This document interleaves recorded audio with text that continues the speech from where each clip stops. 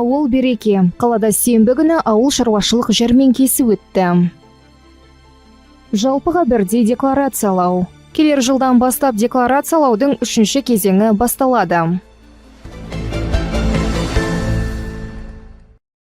Сенбі күні Балқашта ауыл береке жәрмеңкесі өтті. Сауда-саттық алаңына Ақтоғай ауданының ауыл аймақтарынан келген өнімдер қойылды. Жәрмеңкеде кісі қарасы қалың болды. Халық күнделікті тұтынатын өнімдерді сатып алуға ұзын сонар кезекке тұрды деуге болады. Ет өнімдерін сатуға келгендердің бірі Нұркен ауылдық округінің шаруалары. Жәрмеңке басталысымен халық етті жақсы алып жатқанын жеткізді.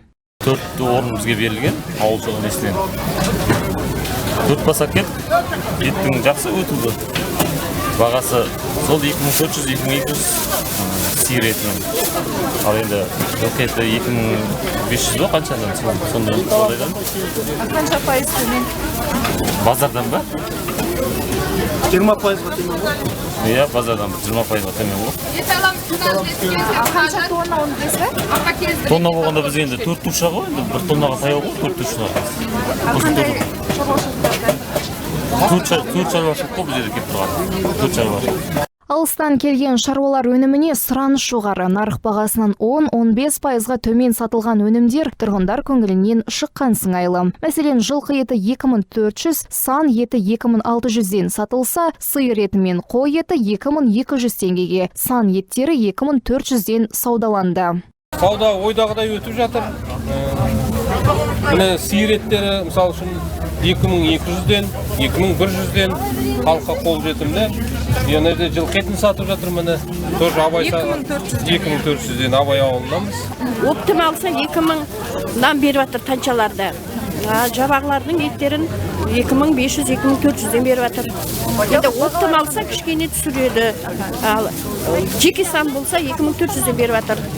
Енді нормальный баға енді. Одан шарықтамаса болды енді халықтың несіне. Нормальный қазіргі баға. Еті де жақсы екен өзі. Төмен ба? Ау. Қанша пайыз төмен деген сияқты? Білмеймін да базарда болғанда базардан да төмен жақсы еттері. Тағы не алуға келдіңіз жәрмеңкеден? Картоп аламын, сосын бияз аламын, сәбіз аламын. Ылғи келіп тұрасыз жәрмеңкеге? Иә, сенбі сайын, каждый сенбі келген осындай. Бәрін қарап келдік, осы жерде арзан деген соң халықтың бәрі осы жерге келеді ғой негізінде. Субботаны аңдып таң атпай үлкен кісілер осы жерде жүреді, 6-дан бастап все очередьке қатып. Жақсы базар, жақсы ғой. Заттарды алдыңыз ба? Алып жатырмын, соны аралап жүрмін, алып жатырмын. Менің майлар мінекей 3,5 мың теңгеден дейді. Маса заводы ең жақсы майдың өзі. Төмен. Жақсы, төмен, жақсы. Жәрмеңкеге келген жұртшылық 15 тоннаға жуық сиыр еті, 6 тоннадай жылқы еті мен 700 келеден аса ұсақ мал еттерін сатып алған. Сондай-ақ 450 келі балық еті мен 1,5 тонна жеміс пен көкөніс, жарты тонна бакалея өнімдері сатылды.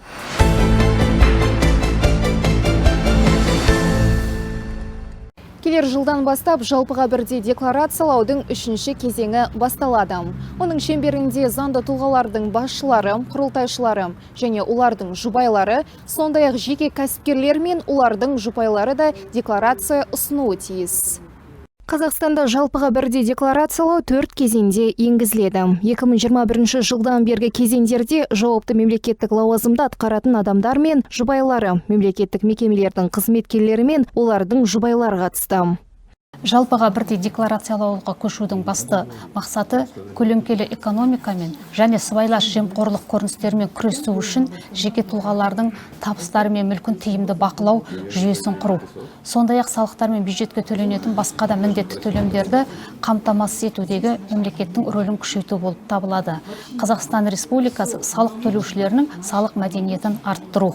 Балқаш қаласы бойынша мемлекеттік кірістер басқармасында тіркелген заңды тұлғалар саны 1092. Оның ішінде 90-ы әрекетсіз салық төлеуші тізімінде тұр. Жеке кәсіпкер ретінде тіркелген салық төлеушілер саны 5768 болса, оның ішінде 369-ы әрекетсіз салық төлеуші тізімінде. Осы санаттар тізіміндегі тұлғалар декларация табыс етеді, яғни кәсібі жүрмей, тоқтап тұрған тұлғалар да осы санатқа кіреді.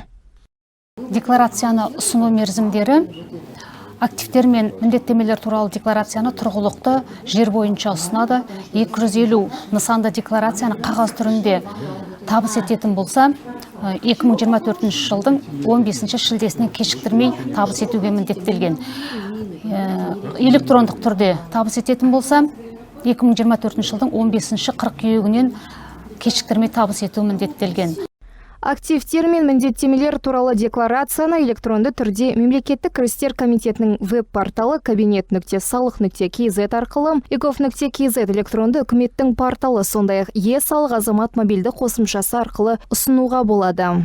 Ал қағаз түрінде мемлекеттік кірістер органдарына, халыққа қызмет көрсету орталығына келу тәртібімен, сондай-ақ пошта арқылы тапсырысты хатпен жолдайды. Декларацияны табыс етпеген немесе мерзімінде ұсынбаған жағдайда Қазақстан Республикасының әкімшілік құқық бұзушылық туралы кодексінің 272 бабына сәйкес әкімшілік жауапкершілік қарастырылған.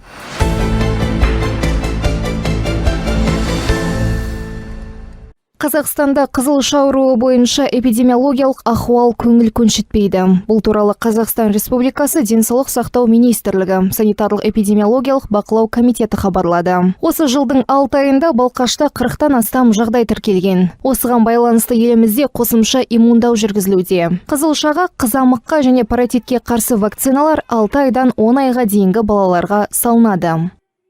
Қазақстан Республикасындағы қызылша ауру бойынша қалыптасқан эпидемиологиялық жағдайда байланысты Қазақстан Республикасының бас мемлекеттік санитариялық дәрігерінің 2023 жылдың 1 қарашадағы номер 7 қызылшаға қарсы санитариялық профилактикалық және санитариялық эпидемияға қарсы шараларды өткізу туралы Қазақстан Республикасының қаулысы шығарылды.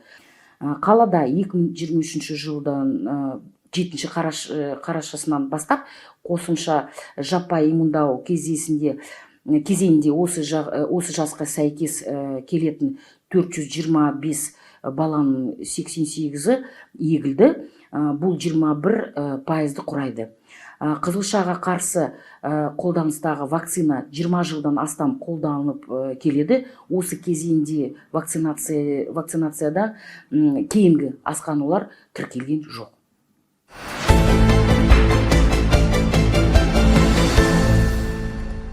Тәуелсіздіктің 32 жылдығы аясында және республикалық халықаралық турнирлардың жеңімпазы Қазақстан Республикасының волейбол ардагерлері федерациясының мүшесі Айтқали Күзембаевтың 50 жас мерейтойына орай Балқашта волейболдан ардагер спортшылар арасында республикалық ашық біріншілік өтті. Жарыстың ашылу салтанатына Балқаш қаласының волейбол ассоциациясы қоғамдық қорының төрағасы спорт ардагерлері мен жанашырлар қатысты. Өйіндегі қатысатын командалар, спортшылар, бұлау біздің өзіміздің президентіміз Тақаев айтты ғой, елімізге, өзінің жеріне еңбек еткен азаматтарды біз көңілсіз қалдырмауымыз керек деген. Сол биыл осы сондай жыл болып жатыр, сондықтан міне өзіміздің бүгін турнир соған байланысты болып отыр. Спорт додасына еліміздің бірнеше өңірінен 50 жастан асқан ардагерлерден құралған 9 команда қатысты. Жан-жақтан командалар келіп жатыр. Мысалы, Қарағандыдан 2 команда, Астанадан, Алматыдан келе алмай қалды өкінішке орай. Ақтоғайдан өзіміздің, Балқаштан 4 команда, аяғы жоғы бәрі 9 команда. Айтқали туралы айтатын болсақ, бұл кісі аудандық, облыстық, республикалық, халықаралық осы волейболдан жеңімпазы. Бұл кісінің атақты аңқы көп. Енді жастарға үлгі болсын деп осындай өткізіп атқан өзінің іс-шарасы. 2 топқа бөлінген, А және Б. А тобы осында ойнайды, Б тобы Фокта ойнайды. Содан жеңген 2 команда крест арқылы 1-2-ке таласады. Жүлде қоры 1-ші орынға енді 100 мың тігіп отыр. 2-ші орынға 70, 3-ші орынға 50, және 4-ші орынға да жүлде қарастырылған 40 мың теңге. Одан кейін де бұлай көтерме сыйлықтарымыз бар. Алғашқы ойын өте тартысты өтті. Үздік ойын өрнегін көрсеткен Астаналық Атамекен Агро командасы мен Жәмші командасы арасындағы ойын 2-0 есебімен аяқталып, жеңісті Астаналық команда иеленді. Команда ойыншысы Өмірзақ Ахметов спорттық ойындарда белсенділік танытып қана қоймай, жастарға үлгі көрсету мақсатымыз дейді. Балқашқа біздің команда бірінші рет келіп тұр. Айтқали негізі біздің командада ойнайды Астанада. Сосын енді оның осы мерей той болғаннан кейін әдейлеп соны қолдайық деп бірге ойнауға келдік. Бірақ та ол өзі бұрынғы өзін ойнаған командасымен бірге ойнап жатыр. Енді Арман Қартай тағы да ойындар бар. Енді көреміз. Домалақ дейді. Қай күштісі сол жеңет. Жақсы өтіп жатыр. Барлығы да организация оңды, спортзал оңды. Рахмет. Осындай турнирлар бола берсін.